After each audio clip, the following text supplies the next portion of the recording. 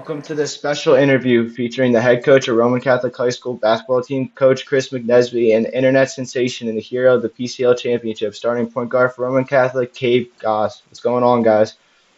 What's up? Hey, what's up, Zach? How you doing, man? Thanks for having us.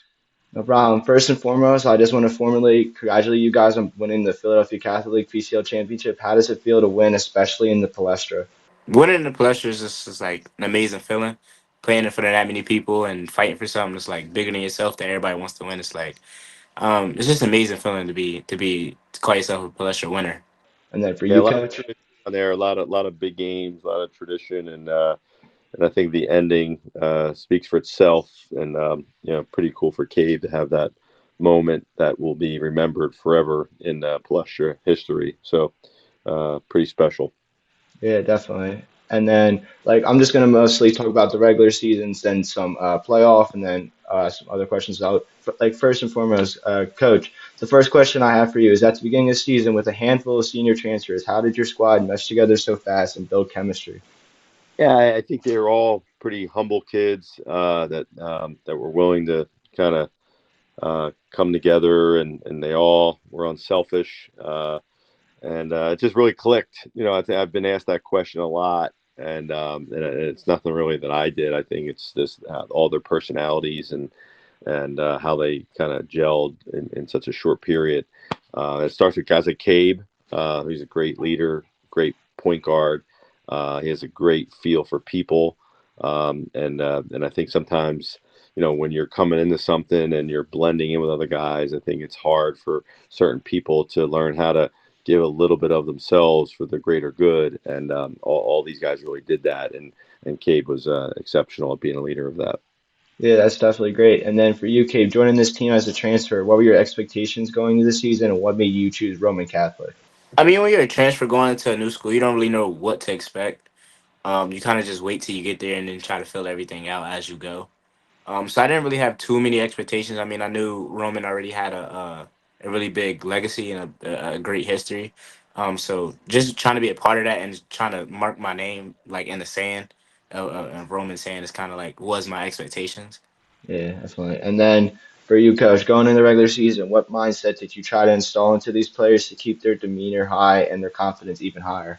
Early on, it was really unknown how we would be, especially Cabe had battled some injuries, and we had high expectations of him, kind of being our general, our floor leader from day one. But he had a couple injuries with his knee, so he really didn't, hit his stride till really mid-January, and our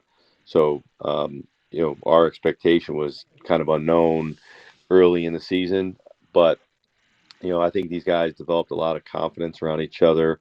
Guys like Sharif Jackson and then Sammy Jackson, his brother, really came along and developed, and got other guys, Sebastian Edwards, Hunter Johnson, and Travis Reed, all really developed and evolved as the year went. I think this team really got better each game, and and I think they're after a few wins, I think it became we can win this whole thing. So uh, really, really fun to see. Yeah, definitely. And then that leads up the question I have for you, Cabe. How is it dealing with the injury all season, and what type of work regimen did you try to keep up with to get better after the injury? It was hard dealing with the injuries, especially because it was like so sudden and so close to the season. Kind of hurt because you didn't know what was gonna like what I'll come back during the season. Like you didn't like that season was really up in the air. Honestly. And work regimen, it was school, right after school, physical therapy 2 to 3 times a week, and then practice as much as possible, trying to make as many practices as I could. Just trying to get back into the groove and trying to stay present during the team with the team and everything. Yeah, definitely. And then, so Coach, for you, winning back-to-back PCA titles, what similarities did you see in these past 2 years with the squad? I think defensively was a big key. I mean, the last 2 years we were the best defensive team in the league. Those stats came out in the past week where we averaged our opponents only averaged 47 points a game in the league, and that I think was last year's number somewhere close to that, and this year same. So I think the formula for any winning is always going to be on the defensive end. So I think those guys really bought into that, and And like I said, I can't say enough about Cave, and we're around each other all the time, but it's pretty amazing what he did in such a short period to get himself back. There's not a lot of people could do that, not only to get their bodies ready, but also he was tuned in, to everything we do, both offensively and defensively. So as soon as he got back healthy, he jumped right in, and it was pretty amazing. Yeah, that's great for sure. And then another question for you. What type of message were you trying to give the team towards the tail end of the season to get them ready for playoffs and the possible championship game?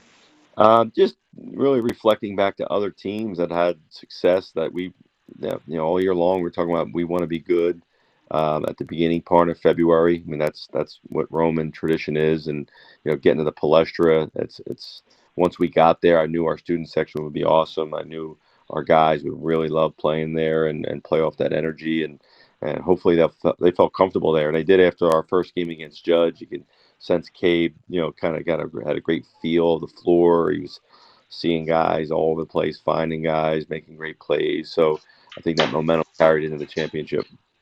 Yeah, and then for you, Cade, what did you do personally to get yourself ready for playoffs and any obstacles you may have to face?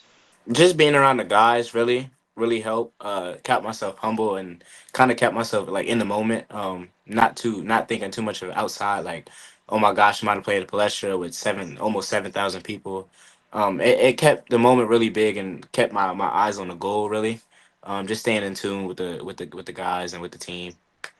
Yeah, that's great for sure. And then a couple questions for you for the week leading up to the championship game. Coach, leading up to the game, what type of preparation or film did you look at to prepare for Ryan? And how did you look at trying to stop a 6'10" center and Thomas Sorber?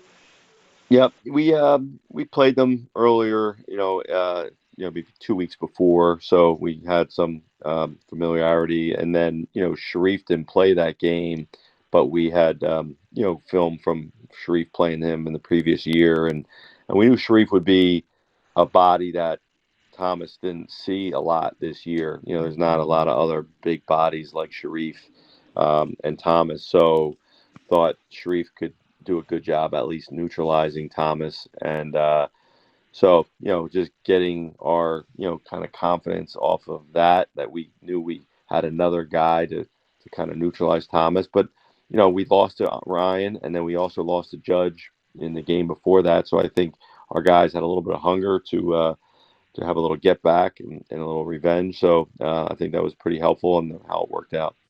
Yeah, definitely, because Ryan with him is always a tough matchup. So, and then for you, Cade, leading up to the championship game, what emotions were going through your head? Excitement, definitely, because the championship game was something we was fighting for all year. Um, and a little bit of anxiousness, like you're kind of anxious to get there and ready, because like Coach Chris said, we did lose to them before. So kind of it was really prideful. Like we want to get it back. Like no one wants to go out on a loss. Yeah, definitely. And then, uh, the night before the game, was there any thought in your mind that you were going to be like an internet sensation for the shot you hit, and within 24 hours? Nah, definitely not. I mean, the night before I was in the gym getting up shots, but I didn't know like one of those shots was going to potential win the game and be an internet sensation. I had no idea. Yeah, it was definitely insane to see and crazy. So, and then for the championship day, Coach, the day of the game, what did you tell your players so they could stay in check? We just keep our routine the same. We usually just have a little walk through. We usually get something to eat with the guys. They get some shots. So I think it's just keeping as same and as consistent as we've done all year. So they just feel that confidence off of our routine, and I think that was no different. So I think they were pretty comfortable. Yeah, definitely. And then for you, Gabe, many players today struggle with playing under pressure. How were you able to cancel out the noise of 8,000 plus fans and on top of the student sections, chirps towards you and the team? I guess just staying in tune to the game, not really paying attention to the crowd and like the moment you're in, just trying to fight and get a win. And then when it comes to like big shots or like just big decisions, just trusting yourself and trusting the work that you put in and trusting that the coaches put you in the right position, your players are going to do the right thing. Just having confidence in yourself and your team. Yeah, definitely. Because if you have that, it's just gonna work even better. Like the chemistry will build even more. So for the game itself, you had a strong first half overall, Coach. What was your message to your players at the half? We did get off to a good start, but we know Ryan's a great team, and really it was going to be a game of runs. So I wasn't surprised. Like I didn't expect us to, blow them out in any way. They're obviously a good team, and they're very capable of making shots and going on runs themselves. So, which they did. We just had to kind of keep our composure and have to make the final run for sure. Yeah, definitely. And then for you, Cabe, what was emphasized by your teammates on what you needed to do to take over that second half? Keep playing with momentum. Understanding like Coach Chris said, it was going to be a game of run. So if they did go on a run, stay calm and stay composed. Like understand that our time would be coming. And just emphasizing the points that they did score in the first half. Try to limit those again happening in the second half. Yeah, definitely. And then, Coach, this is probably a question you've been asked a lot. What was your thought process after the Ever three, and what did you see that made you not take the timeout and let your players run? The possession, that possession before he hit the three when Ryan had the ball. I mean, I think that the clock was about 42 seconds when that possession started. So, I didn't think it would take that long for them to get a shot, but it actually hits that with maybe like 7, 8 seconds to go. And truthfully, Sammy inbounded it and found Cabe, and they were kind of scrambling a little bit of celebrating, and if anybody had the ball besides Cave, you maybe think about a timeout. But since he had it and they were kind of backpedaling, I just figured let him go because I think we're going to get a better shot that way. Not enough time to probably have a timeout with 3 seconds to go where they can put like a Sorber or a Jada Murray on the ball and make it really tough for us. And Cave gets great lift on his shot. I know he can get his own shot. So the fact that he had the ball, I thought we were going to get something pretty good. So fortunately went in. Yeah, and you definitely did. And then for you, Cabe, what was going through your mind when that shot was up in the air? When it was in the air, I kind of knew it was going in. It was kind of like instinct and like just how the momentum and how the transition of the game was. I kind of knew it was going to go in. So at that point, it was just I was really thinking strategically, not too much like in my emotions. Like, all right, we got a couple seconds left. We're down one. We need a basket, and what am I gonna do when I get this ball? Yeah, definitely. And that was an incredible shot to say the least, and broke the internet for days to come. So, and then some questions for looking into the future for both you guys. How does winning the PCL help your team have growing confidence going into regionals now? Yeah, just these guys. They're continuing to play some basketball, which is great. And we play again on Saturday, and I think it provides confidence. But like right now, trying to win another championship is a whole other strategy and goal. So it's a whole new little mini season here. So it's funny how that game of the championship we'll remember it forever. But it was 8 days ago where it almost feels like man, time has passed. So kind of moving forward and trying to get one more. So these guys are hungry. Yeah, definitely. And what about for you, Cabe? Like Coach Chris said, it does imply some confidence and into us and lets us know that we can do it. I guess I feel like it personally kind of helps us in being able to win in that environment, understand like how it's gonna feel in those tight games and everything, and how to stay mentally tough. So I feel like I do feel like winning the PCL kind of gave us a little push up to going into regionals and states. Yeah, definitely. So we'll see how that goes for sure. And then for you, Cabe, with it being your senior season, how does it feel winning the championship, and what is the future ahead looking like for you? To go out on a big bang and win a championship is probably something everybody wants to do in the senior year. Look back and have happy thoughts and no regrets.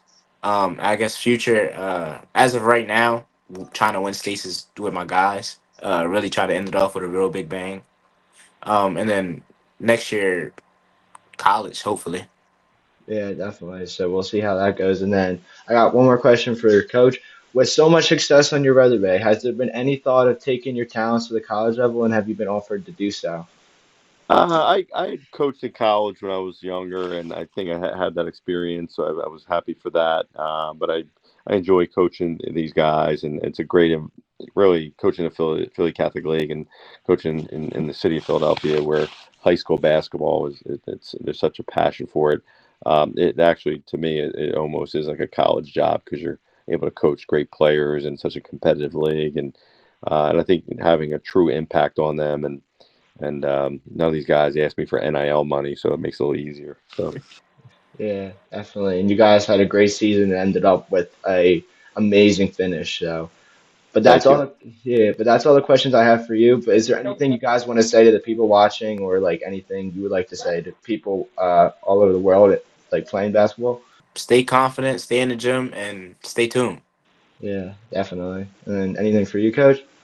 Just thanks for having us on. Appreciate it, and hopefully everyone was able to learn a little bit about Cabe and what he's all about. Pretty special kid. So Yeah, definitely. good. And then just congratulations to you guys for winning. And then winning in that matter is definitely amazing. And I really do appreciate you guys. Thank you for coming on. Great. Thanks for having us. No problem. Yeah, Thanks for having us. Take no care. problem. Bye bye. That's going to wrap up today's episode. Thank you guys so much for watching. Have a good day.